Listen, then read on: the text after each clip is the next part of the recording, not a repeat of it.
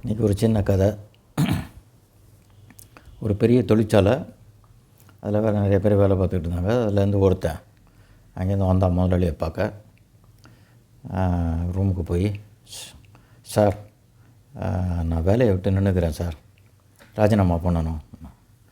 அவர் பார்த்தார், நல்ல வேலைக்காரனாச்சே, திடீர்னு ஏன் போடுறான் அப்படின்னு பார்த்துட்டு, சரி நீ வேலைக்கு விட்டு போகிறதுக்கு முன்னாடி ஏன்னு தெரிஞ்சுக்கலாமா அப்படின்னு கேட்டார். அவன் சொன்னான், சார் இங்கே எல்லோரும் அடுத்தவங்கள பற்றி பேசுகிறாங்க, இவன் அவனை பற்றி பேசுகிறான், திடீர்னு அரசியல் பேசுகிறாங்க, வேலையை பார்க்க மாட்டேன்றாங்க, எனக்கு இதெல்லாம் பார்த்துட்டு ரொம்ப சங்கடமாக இருக்குது சார், அதனால தான் போகிறேன் அப்படின்னு. அப்படியா, இப்போ ஒன்று செய்யலாம், நீ வேலையை விட்டு போகிறதுக்கு முன்னாடி நான் ஒன்று சொல்கிறேன் சரியா அப்படின்னாரு. சொல்லுங்கள் சார் அப்படின்னா. ஒரு டம்ளர் எடுத்தார், ஃபுல்லாக தண்ணியை நிறச்சி அவன் கையில் கொடுத்தாரு. இது அப்படியே ஒரு சொட்டு சிந்தாமல் இந்த நம்ம தொழிற்சாலையை சுற்றி வா அப்படின்னாரு. சார் இது வேலை மாதிரி தெரியலையே சார், பனிஷ்மெண்ட்டு மாதிரி இருக்கே அப்படின்னா.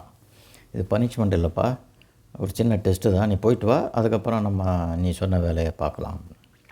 சரி நான் அவன் எடுத்துக்கிட்டு அப்படியே ரொம்ப புதுசாக நடந்து போனான். அந்த இதை உத்து பார்த்துக்கிட்டே போனான், அந்த தண்ணியை சிந்திராமல் இருக்க பேலன்ஸ் எல்லாம் பண்ணி அப்படியே ஒரு சுற்றி ஒரு அரை மணி நேரத்தில் வந்துட்டான். வந்து முதலாளி ரூமுக்குள்ளே வந்து காட்டினான். சார் பார்த்தீங்களா சார், ஒரு சொட்டு சிந்தாமல் கொண்டாந்துட்டேன், என் திறமை எப்படி அப்படின்னா. நீ நல்ல திறமைசாலி தான்பா,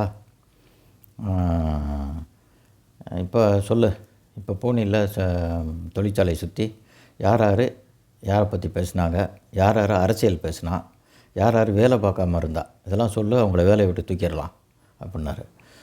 சார் இன்றைக்கின்னு பார்த்து யாருமே பேசலை சார், ஏன்னு தெரியல, வேலை பார்த்தாங்களா என்னங்கிறத நான் கவனிக்கலை அப்படின்னாரு. உடனே சொன்னார், ஏன்னா உன் கவனம் முழுக்க இதில் இருந்ததுனால எதுவுமே உனக்கு கேட்கல.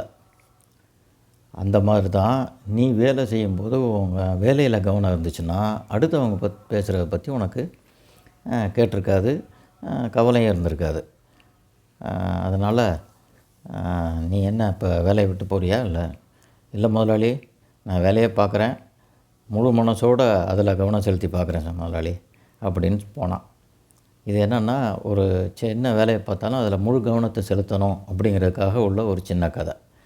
அவ்வளோதான். நன்றி, வணக்கம்.